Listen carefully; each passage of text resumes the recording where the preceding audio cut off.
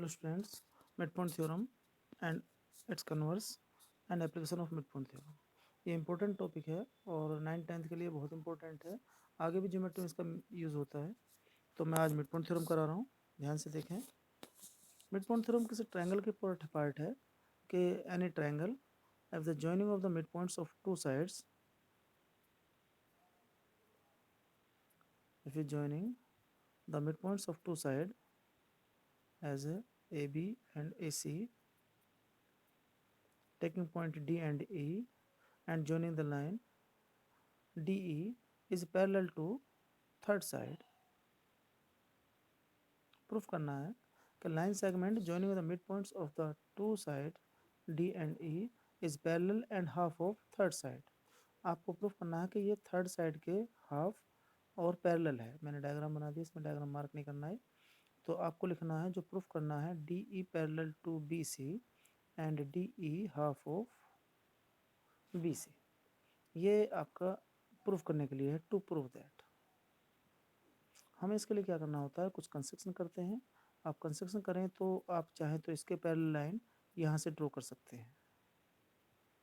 Draw करेंगे और DE को प्रोड्यूस कर लीजिए और जहाँ पर ये दोनों कट करते हैं इसे F रख लीजिए। अब आपके पास दो ट्रायंगल हैं, एक ADE और एक CEF।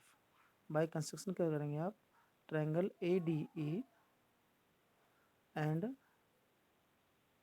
Triangle ECF।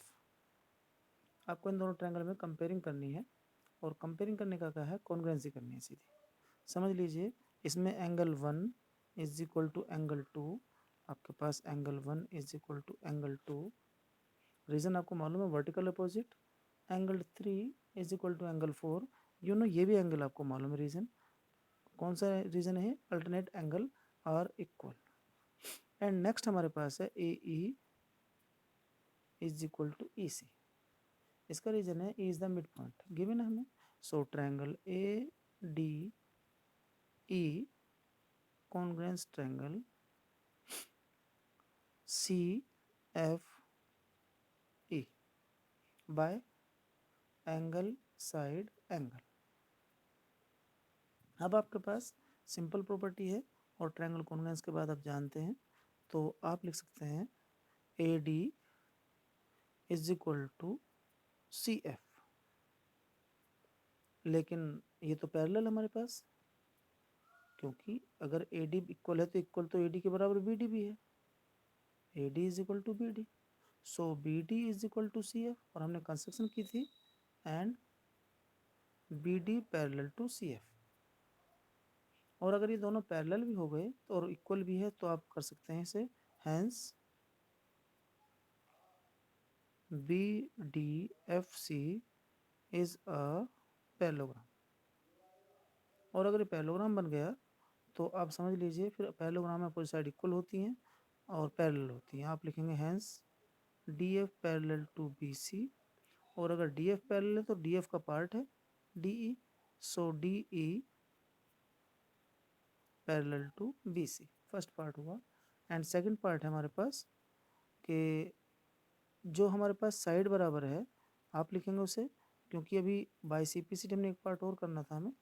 यहाँ पर DE is equal to EF, लेकिन हमने तो DF बराबर BC निकाला है।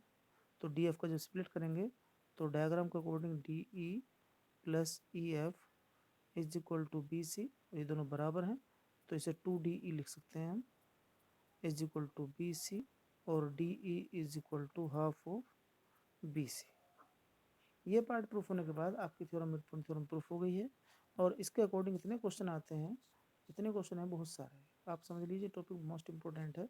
कभी भी जो कोऑर्डिनेटर होगा उसके जो मिड पॉइंट ज्वाइन करेंगे, आपको सिंपल क्वेश्चन दे दिया जाएगा, प्रूफ करिए कि इसके ज्वाइनिंग मिड पॉइंट जो होंगे पैरेललोग्राम बनाएंगे। Mid points of the sides ने का पैरेललोग्राम, आपको पैरेललोग्राम प्रूफ करना है। तो आपका नाम इसमें ABCD कुछ भी नाम होगा नेमिंग से, ABCD। मिड पॉइंट आपका PQRS हो जाएंगे। आपको यही करना है बस कि एक डायगोनल ले लेंगे और इस डायगोनल को आप, क्योंकि ये मिड पॉइंट है दोनों, तो triangle ADB in triangle ADB की बात कर रहा हूँ, आप लिखेंगे S P parallel to B D and S P half of B D. Again triangle B C D में बात करेंगे तो इस बात को दोबारा प्रॉपर करेंगे कि R Q parallel to B D and R Q equal to half of B D. अब ये हाफ ऑफ बी डी है और इक्वल टू बी डी है, तो यहाँ पर देखिए S P parallel to B D, R Q parallel to B D, तो यहाँ से प्रूफ आया हमारे पास S P parallel to R Q और फिर equal to half of B D equal to half of B D, तो S P equal to R Q. और अगर ये दोनों साइड पैरेलल और इक्वल हो जाए तो आप प्रूफ कर देंगे P Q R S is a parallelogram. ठीक है, इस तरह के बहुत सारे क्वेश्चन है। Please like and subscribe my channel, और आपको इससे बहुत सारी वीडियो है जो मैं डालता रहूँगा, सब्सक्राइब कर लें और नोटिफिकेशन में आपके पास वीडियो पहुँच जाएंगी।